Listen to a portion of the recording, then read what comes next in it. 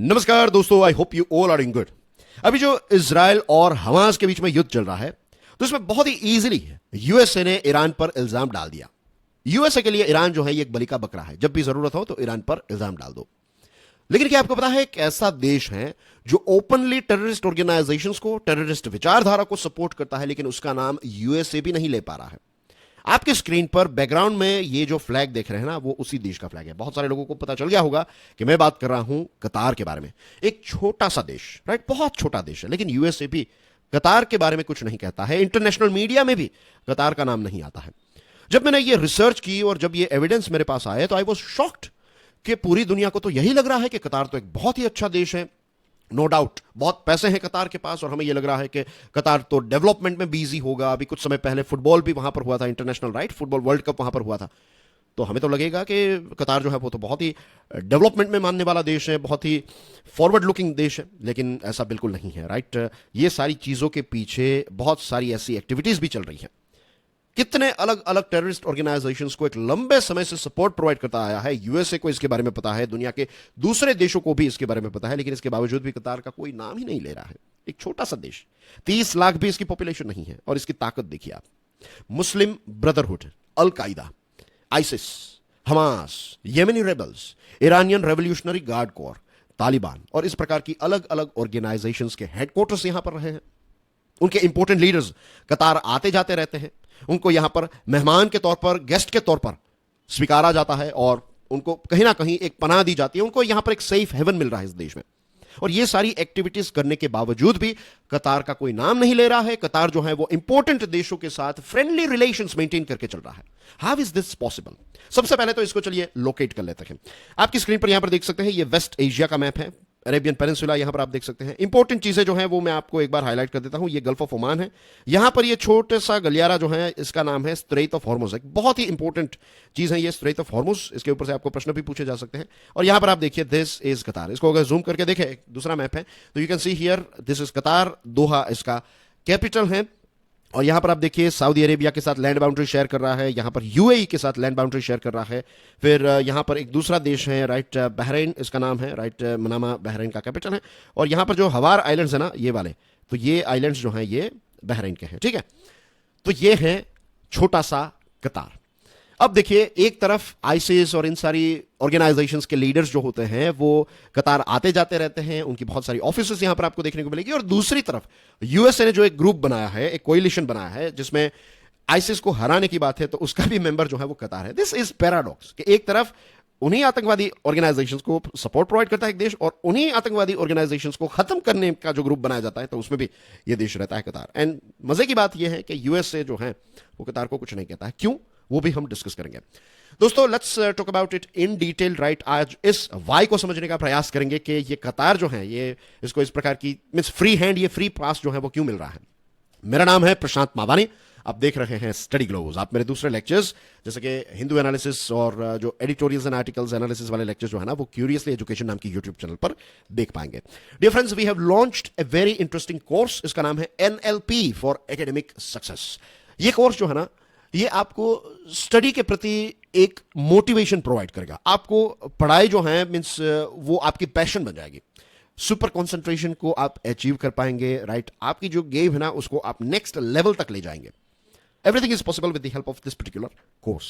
Do check out this course on study glows mobile app. Now dear friends, सबसे बड़ा reason जो है कि कतार के बारे में इतनी ज्यादा डिस्कशन नहीं होती है, या फिर कतार पर कोई ब्लेम नहीं डालता है, number one reason I would say is Qatar के पास एक बहुत बड़ी मात्रा में ऑयल और नेचुरल गैस है। दुनिया का 13.1% जितना ग्लोबल नेचुरल गैस का रिजर्व जो है वो इस छोटे देश कतार के पास है। This makes this particular country very very important, क्योंकि हर एक देश जो है वो अपनी इकोनॉमी को चलाना चाहता है। हर एक देश जो है वो अपनी इकोनॉमी को आगे बढ़ाना चाहते हैं, राइट, ग्रोथ अचीव करना चाहते हैं। ग्रोथ के माध्यम से फिर डेवलपमेंट को अचीव करना चाहते हैं। जो डेवलप देश है वो भी अपने आप को और ज्यादा एडवांस और ज्यादा डेवलप करना चाहते हैं। तो उन सारी एक्टिविटीज के लिए यू नीड एनर्जी। देखिए, अभी यूरोप जो है वो पहले Russia was a big supplier, और यूरोप जो है वो रशिया के लिए एक बहुत बड़ा कस्टमर था। आपने सुना होगा इस चीज के बारे में। इसको कहते हैं Nord stream, right. Nord stream जो है ये बेसिकली पाइपलाइंस, दो पाइपलाइंस है। एक नॉर्ड स्ट्रीम 1 वाली पाइपलाइन है पुरानी, और एक दूसरी है नॉर्ड स्ट्रीम 2। तो ये दो पाइपलाइंस जो है ना, ये डायरेक्टली रशिया में फिट की गई है, और रशिया से ये डायरेक्टली जर्मनी पहुंचती है। और जर्मनी से फिर अलग अलग जो यूरोपियन देश हैं उनको गैस और ऑयल और ये सारी चीजें प्रोवाइड करने का काम जो है ये नॉर्ड स्ट्रीम 1 और 2 ने किया है। लेकिन यूक्रेन और रशिया के युद्ध के बाद यूरोप और रशिया के रिलेशंस काफी खराब हो गए, तो रशिया जो है वो अब उनका उतना बड़ा सप्लायर नहीं रहा है। तो यूरोप जो है वो कतार से नेचुरल गैस खरीद रहा है। अब कतार जो है वो यूरोपियन देशों के लिए बहुत ही इंपॉर्टेंट बन चुका है और एनर्जी के बिना यूरोप जो है वो सर्वाइव नहीं कर सकता। So this is one of the reason कि यूरोपियन देश जो है वो कतार के बारे में इतनी कोई खास बात नहीं करे, क्योंकि डायरेक्टली कतार जो है वो इस प्रकार के युद्ध और इन सारी चीजों में एक्टिव नहीं रहता है। रशिया डायरेक्टली इन्वॉल्व था तो फिर यूरोपियन देशों के पास कोई ऑप्शन ही नहीं रहा, उनका नाम भी लेना पड़ा और उसके साथ उनके ऊपर सैंक्शंस भी लगाने पड़े। So this is one of the reason कि कतार जो है वो क्योंकि इतना बड़ा एनर्जी सप्लायर है, इसकी वजह से कोई भी अपनी एनर्जी सिक्योरिटी को डिस्टर्ब नहीं करना चाहता है। और क्योंकि कतार जो है वो डायरेक्टली किसी देश के साथ कन्फ्रंटेशन में नहीं रहता है, तो इसकी वजह से कतार जो है उसको हमेशा मींस एक कतार जो है वो डार्क एरिया में या फिर शेडो वाला जो एरिया होता है, ग्रे एरिया में वो ऑपरेट करता है और उसका नाम जो है वो कोई देश नहीं लेता। This is number 1 reason. And of course you can understand कि क्योंकि कतार जो है वो ऑयल और नेचुरल गैस का इतना बड़ा सप्लायर है, इतना छोटा देश और इतना बड़ा सप्लायर, तो कतार के पास बहुत बड़ी मात्रा में पैसे हैं और फिर यही पैसे जो हैं वो कतार अलग अलग डेवलप्ड देशों में इन्वेस्ट करता है। तो पॉलिटिशियंस जो होते हैं उनके ऊपर भी डायरेक्ट इनडायरेक्ट इस प्रकार का इन्फ्लुएंस जो है वो कतार क्रिएट करता है। So this are few reasons एंड ये सारे रीजंस जो है वो बंडल नंबर 1 में हम डाल सकते हैं। This is number 1 reason, primary reason कि कतार जो है वो इतना इन्फ्लुएंशियल है। दूसरी जो चीज है कि कतार ये सारे अलग अलग जो ग्रुप्स है ना, ये अल कायदा या फिर हमास या फिर दूसरे जो एक्सेट्रा और मुस्लिम ब्रदरहुड फॉर एग्जांपल, तो इन सारे अलग अलग टेररिस्ट ऑर्गेनाइजेशन, जैसे मैं टेररिस्ट ऑर्गेनाइजेशन शब्द का इस्तेमाल कर रहा हूं, कतार जो है वो कहेगा ये तो सारे लोग जो हैं ये क्रांतिकारी हैं, ये तो जो अलग अलग देशों में उनके ऊपर जो ऑपरेशन चल रहा है, उनके ऊपर जो अन्याय हो रहा है, तो ये सारी चीजों के खिलाफ वो लड़ रहे हैं, ये तो रेबल्स हैं, ये थोड़ी टेररिस्ट हैं। तो कतार एक अलग व्यू पॉइंट से ही इन सारे अलग अलग ऑर्गेनाइजेशंस को देखते आया है। दूसरी चीज, एज वी नो कि सऊदी अरेबिया और ईरान जो हैं ये वेस्ट एशिया के 2 पावर के पिलर्स हैं और दोनों की एक दूसरे के साथ नहीं जमती हैं, दोनों एक दूसरे के साथ एक लंबे समय से कंपटीशन में रहे हैं। तो कतार ये दोनों जो बड़े टाइटन्स हैं या फिर इस क्षेत्र के 2 बड़े दिग्गज प्लेयर्स जो हैं, तो इन दोनों की दुश्मनी का लाभ उठाता है, राइट। दोनों तरफ फ्लेक्सिबली यहां से वहां होते रहता है। पहले सऊदी अरेबिया और उनकी टीम में था, फिलहाल ये ईरान की टीम में काफी ज्यादा नजर आ रहा है, फ्यूचर में फिर से ये सऊदी की तरफ हो जाएगा और कोई पॉलिटिकल कोस्ट नहीं है, कोई उन पर सैंक्शन नहीं लगा रहा है, कुछ नहीं हो रहा है। तो ये सारी चीजों की वजह से कतार जो है उसका कॉन्फिडेंस काफी ज्यादा बढ़ चुका है। अब देखिए, एक ऑर्गेनाइजेशन है जिसका नाम है मुस्लिम ब्रदरहुड, राइट। अब मुस्लिम ब्रदरहुड को इजिप्ट ने 2013 में टेररिस्ट ऑर्गेनाइजेशन डिक्लेयर कर दिया। सऊदी अरेबिया, यूएई, बहरीन जैसे देशों ने 2014 में एमबी को टेररिस्ट ऑर्गेनाइजेशन डेजिग्नेट दे दिया। तो ये सारे देशों ने कहा, कतार को कहा कि आप ये जो ऑर्गेनाइजेशन है तो इसके साथ रिलेशनशिप तोड़ दीजिए, इनके लीडर्स और एक्सेट्रा को अरेस्ट कर लीजिए। लेकिन कतार ने कहा ऐसा बिल्कुल नहीं हो सकता। इनफैक्ट आपकी स्क्रीन पर यहां पर देख सकते हैं, ये व्यक्ति हैं यूसुफ अल कारादवी। अब तो ये जिंदा नहीं रहा, लेकिन इसको मुस्लिम ब्रदरहुड का स्पिरिचुअल लीडर कहा जाता है और टेररिज्म वाली विचारधारा जो है उसको स्प्रेड करने में इस व्यक्ति ने एक बहुत ही इंपॉर्टेंट रोल प्ले किया है। इसके बावजूद भी ये कतार का एक गेस्ट ऑफ ऑनर रहा। जब तक ये जिंदा रहा तब तक ये कतार आता जाता रहा और कतार जो है इसको बहुत अच्छी तरीके से हॉस्पिटैलिटी और ये सारी चीजें प्रोवाइड करता था। फिर यहां पर आपकी स्क्रीन पर जो ये व्यक्ति है, इसका नाम है अब्द अल रहमान बिन उमयार अल नुयामी। ये एक कतारी फाइनेंसर है और इस व्यक्ति ने अल कायदा को $6 लाख ट्रांसफर किया। जैसे ये पैसे ट्रांसफर किए, यूएसए ने इस पर्टिकुलर व्यक्ति पर सैंक्शंस लगाए। ध्यान रखिए, यहां पर यूएसए जो है वो कतार पर सैंक्शंस नहीं लगाता है। कुछ ऐसे कतारी इंडिविजुअल्स हैं उन पर सैंक्शंस लगा देगा, लेकिन यूएसए कभी भी कतार पर सैंक्शंस नहीं लगाता है। क्यों? We are going to talk about that as well. एक और एग्जांपल देता हूं। आपकी स्क्रीन पर जो तस्वीर है ये है इस्माइल हानिया। ये कतार में रहते हैं और ये हमास के ऑफिशियल है, हमास के लीडर हैं। And as we all know कि हमास जो है उसको बहुत सारे देशों ने, यूएसए ने, यूरोपियन यूनियन ने, इजराइल ने, अलग अलग देशों ने हमास को एक टेररिस्ट ऑर्गेनाइजेशन डिक्लेयर किया। इसके बावजूद भी ये फ्रीली कतार में रहता है। इट्स जस्ट लाइक कि दाऊद इब्राहिम जैसे पाकिस्तान में रहता है, राइट, वैसे ही ये इस्माइल हानियान जो है ये कतार में रहता है। और कतार जो है ये हमास के बहुत सारे ऑफिशियल्स को सैलरी पे करने का काम भी करता है। ओपनली ये सारी चीजें हो रही है, लेकिन कोई कतार को कुछ नहीं कह रहा है। दूसरे एक एग्जांपल देना चाहूंगा। 2012 की बात है।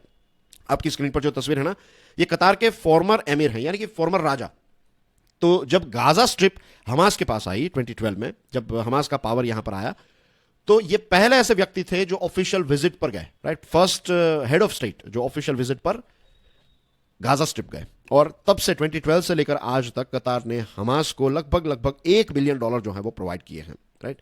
Saudi Arabia, Egypt, Bahrain, UAE, ये सारे देशों ने जब कतार के साथ रिलेशनशिप तोड़ दिए, क्यों तोड़ दिए? एक तो टेररिस्ट ग्रुप के बारे में, जो एमबी के बारे में मैंने आपको एग्जांपल दिया, इसके साथ साथ ये सारे देशों ने ये कहा कि आप अल जजीरा नाम की जो चैनल ऑपरेट कर रहे हैं इसको बंद कीजिए, टर्किश मिलिट्री बेस जो आपके देश में है उसको हटाइए, और ईरान के साथ रिलेशनशिप जो है उसको तोड़ दीजिए। कतार ने ये सारी डिमांड्स को रिजेक्ट कर दिया। इनफैक्ट कतार ने ईरान के साथ रिलेशंस को और ज्यादा इंप्रूव किया। 2022 में जो प्रेसिडेंट हैं इब्राहिम रईसी, ईरान के प्रेसिडेंट हैं, वो कतार की एक यात्रा पर गए और 14 जितने बायलैटरल एग्रीमेंट्स जो हैं वो कतार और ईरान के बीच में साइन भी किए गए, राइट। तो ये सारी चीजें जो है वो कतार करते रहता है। अब कतार को यूएस से इतना ज्यादा सपोर्ट क्यों प्रोवाइड करता है? देखिए, एक वक्त था, कुछ दशकों पहले की बात है, जब यूएसए और सऊदी अरेबिया के रिलेशनशिप जो है वो काफी ज्यादा खराब हो चुके थे। तो उस समय पर कतार की सिचुएशन ये थी कि कतार के जो राजा है, तो उनके ही कुछ परिवार के लोग जो है वो राजा का विरोध कर रहे थे। वो चाहते थे कि वो पावर पे बैठ जाए। इसके साथ जो आजू बाजू के देश थे वो चाहते थे कि कतार में ये राजा आए, वो राजा आए। तो कतार वॉज नॉट दैट स्ट्रॉन्ग।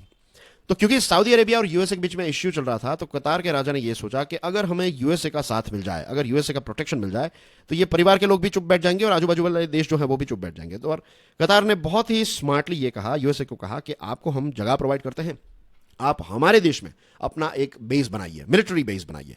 तो अल उदैद नाम का जो मिलिट्री बेस आप अपनी स्क्रीन पर देख रहे हैं ना, यहां पर है ये। This is a very very important base for military base for USA. USA का की ऑपरेटिंग बेस जो है, यूएस सेंट्रल कमांड का की ऑपरेटिंग बेस अगर कोई है तो that is this Al उदैद airbase, ठीक है।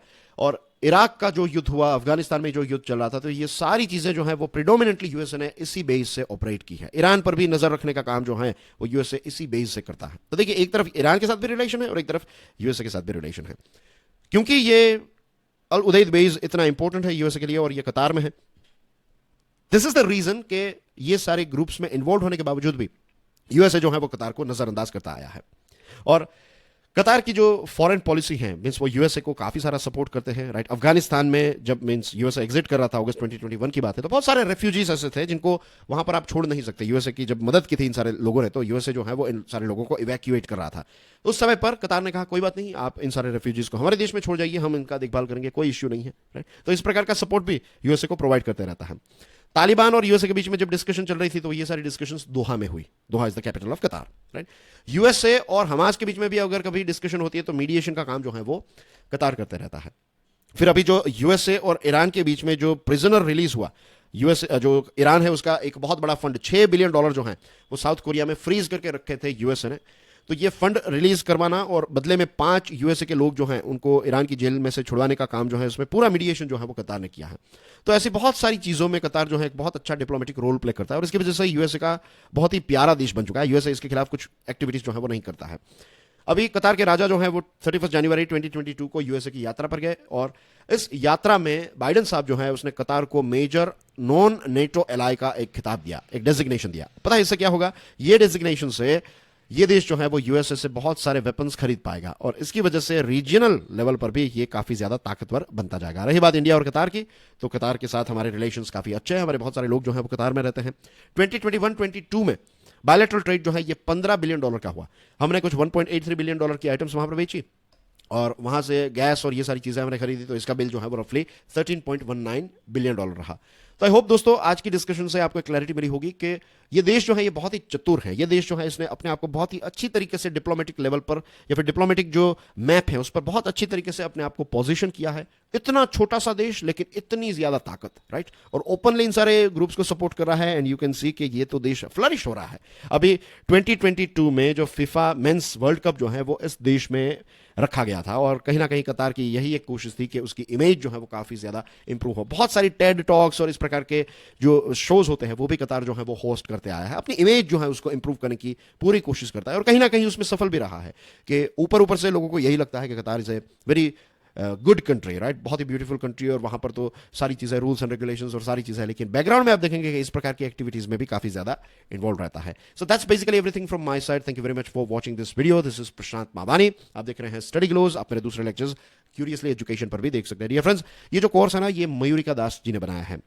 उनके पास 1.5 दशक से भी ज्यादा का अनुभव है साइकोलॉजिकल फील्ड में और ये जो कोर्स है ना, इस कोर्स में आपको उनके अनुभव का, उनके जो एक्सपीरियंसेस रहे हैं, उनकी जो नॉलेज है उसका निचोड़ मिल रहा है। तो make the most out of this particular course. It is available on our mobile app. I will see you soon. Enjoy your studies. God bless you all. जय हिंद।